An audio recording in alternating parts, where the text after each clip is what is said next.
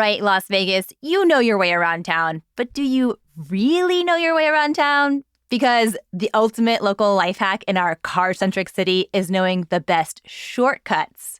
And today on CityCast Las Vegas, producer Layla Muhammad, co-host Dayvid Figler, and I, we're going to give you the ultimate insider info, the best shortcuts we know. It's Monday, January 23rd, 2023. I'm Sonja Cho Swanson, and this is CityCast Las Vegas.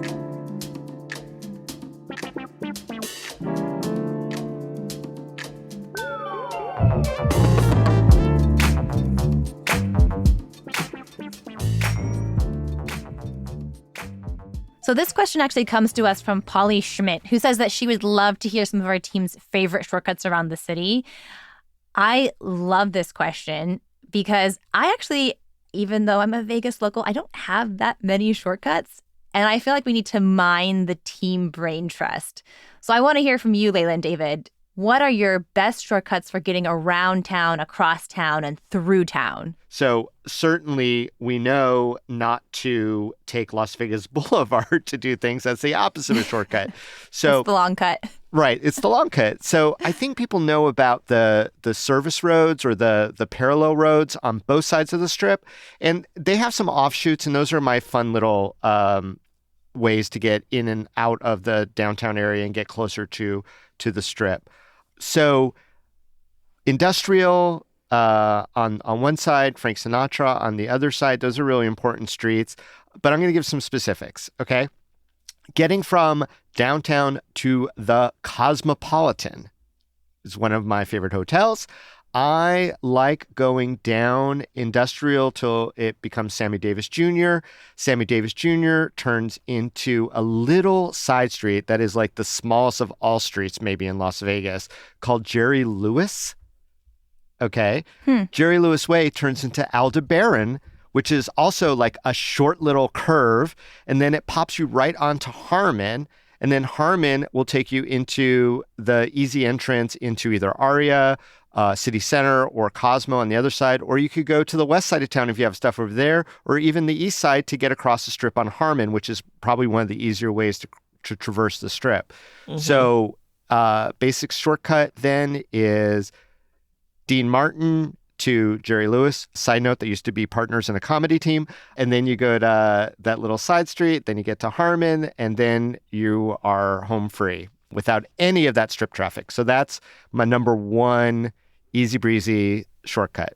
Mm-hmm. Harmon's a great street. You can go to Planet Hollywood from there too. Yeah. Ooh, if you nice. if you head east on that. Yeah.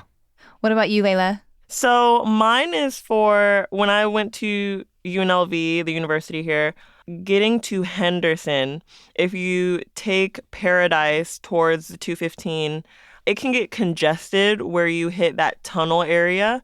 So instead of going through the tunnel, you'll actually take Wayne Newton Boulevard towards the airport and cut through the airport, and it'll get you closer to the 215, and you can cut through all of that congestion over there. What about getting across the strip? Because the strip, as we all know, is like the demon traffic lane of the city that bisects our town. No one ever wants to go up and down the strip, much less cross it. What are your ways of getting across the strip? Well, getting east to west, I think people often forget of the wonder known as the Desert Inn Arterial. So, that will take you directly from, if you're on Desert Inn already, coming from the east side, or if you're on Paradise, you could pick it up. And then it is basically a flyover that dumps you onto Valley View.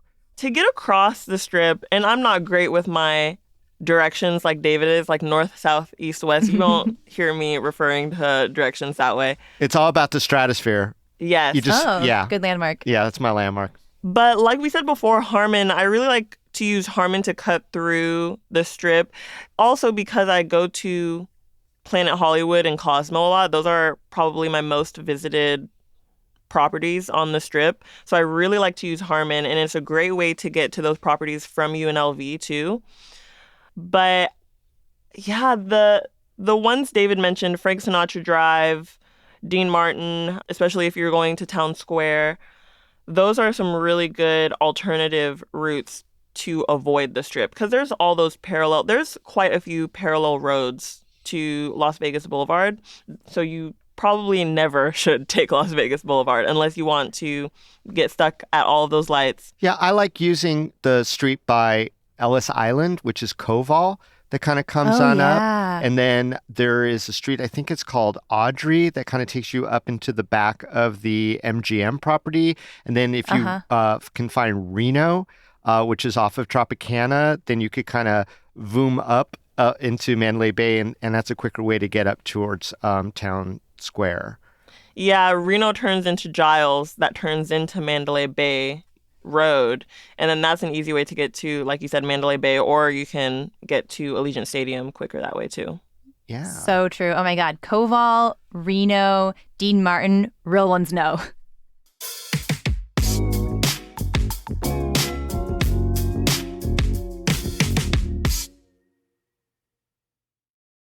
So for me, I have like tiny shortcuts in Chinatown because it gets super crowded in Chinatown. Like when you're trying to just go grocery shopping or just go grab a meal, especially parking lots get super, super packed down there.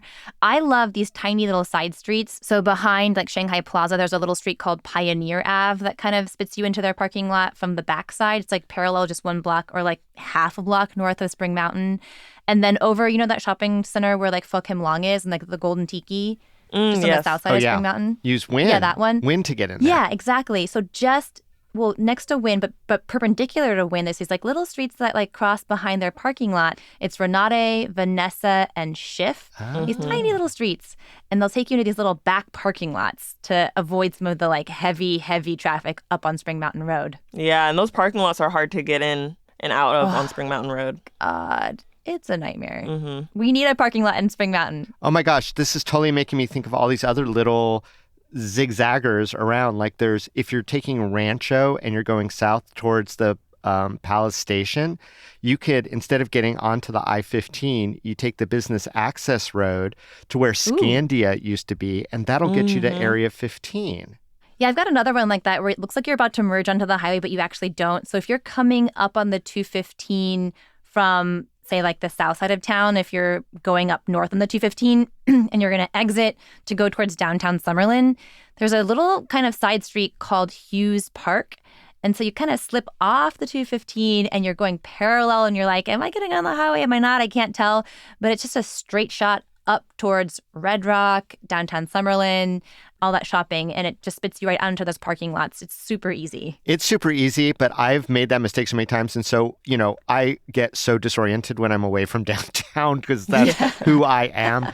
And really, anywhere that is anywhere west of Rainbow, I start to essentially get early onset dementia. And so when I'm with somebody who knows that area, that is exactly the path that they guide me on, Sonja. And then I'm like, this doesn't make sense. And then all of a sudden you're where you need to be in, and you're like, I'll remember this. And then I never do.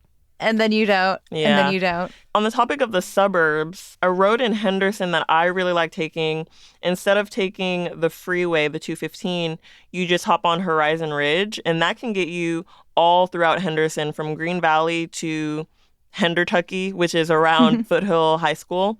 That can take you all through there because there's a weird exit I think it's on Horizon Ridge from the 215 where the roads switch, and it's really hard to navigate over there.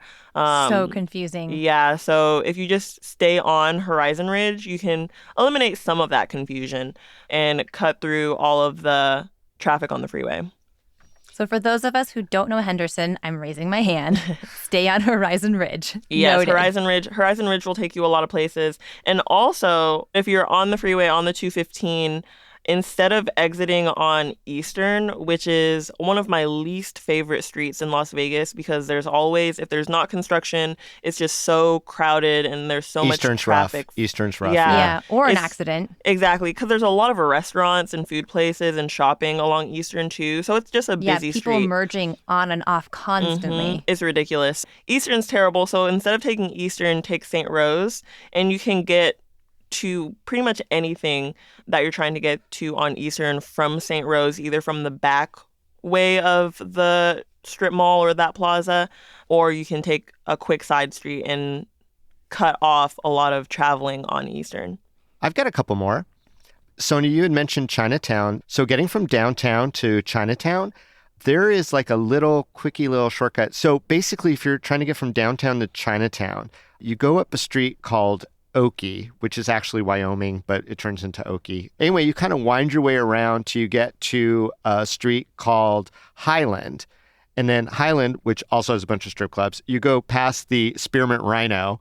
So this is a very adult-oriented shortcut. And as long as you're heading south on Highland, and then Highland dead ends into this strange little curve. It looks like you could get onto the DI arterial there, but if you bypass all that, you just land on Spring Mountain Road. So that's a fun one. Okay, that's an ultimate secret because when I'm looking at the map here, it looks like the road Highland stops before it gets to Spring Mountain, but you're telling me it actually connects. It absolutely connects. And there's a little yield sign, and then boom, you're on Spring Mountain. Okay, what about farther flung shortcuts? If we're trying to actually take a little road trip or get out of Las Vegas, are there faster ways to get to Southern California while we're waiting for that legendary train to actually get built? I know. Oh my gosh, that will be a dream. I actually have two really good ones to take to Southern California that can bypass like as much as 2 hours of traffic. What? But both of these, there's a caveat to these. I recommend taking during the day because they're two-way roads that can get a little scary driving through at night. And I say that from experience. I would not recommend. These are both assuming that you're leaving from or around Henderson. Because that's my area.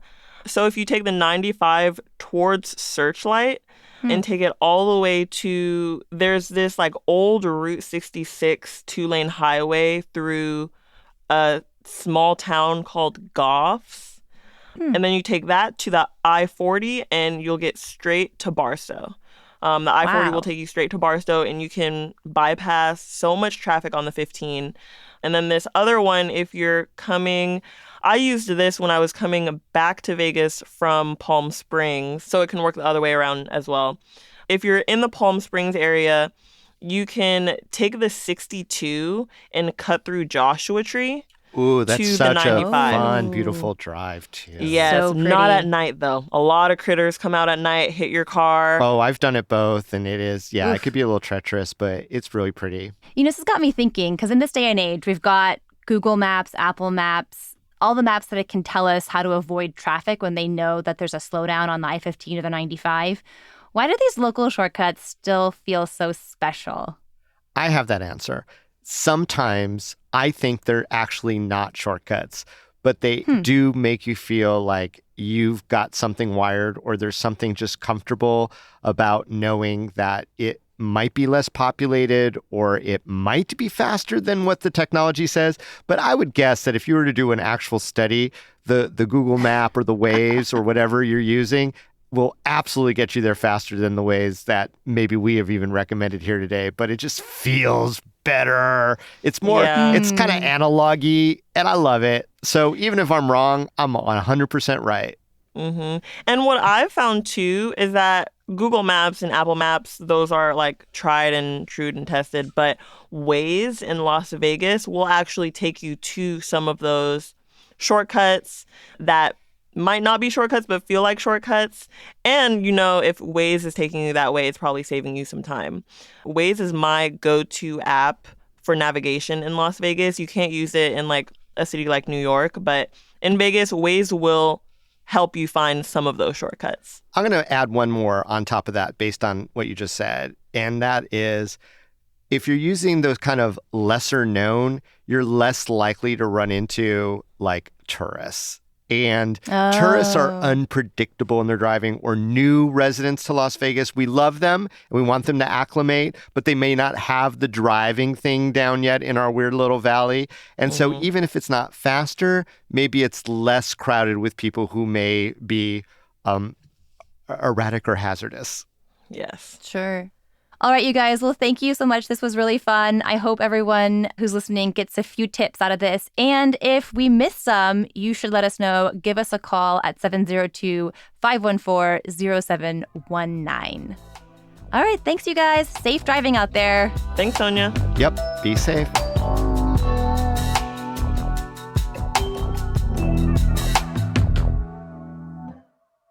All right, before you go, Dayvid, what's going on in the news? So the Senate Majority Leader has announced her first initiative of the impending legislative session. Nicole Cannizzaro wants to add a law that protects the identities and information of out-of-state abortion seekers. Right now, that protection is provided only by an executive order issued by former Governor Steve Sisolak, which the current or any future Nevada governor could reverse. Now, this is interesting. An unknown artist has created a large artwork of arranged rocks in the shape of a face and the yin-yang near the edge of the valley. It's big enough that you need a drone or Google Maps to really see it. So until last week, no one knew it was even there or for how long. The BLM says it will investigate, but maybe the folks at Area 51 should take a crack.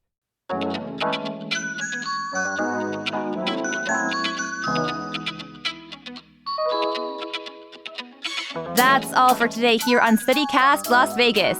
If you enjoyed this show, if you learned something new, useful, interesting, go tell a friend, do them a favor and send them this episode. Then rate the show, leave us a review, and subscribe to our brilliant morning newsletter. We'll be back tomorrow morning with more news from around the city. Talk soon.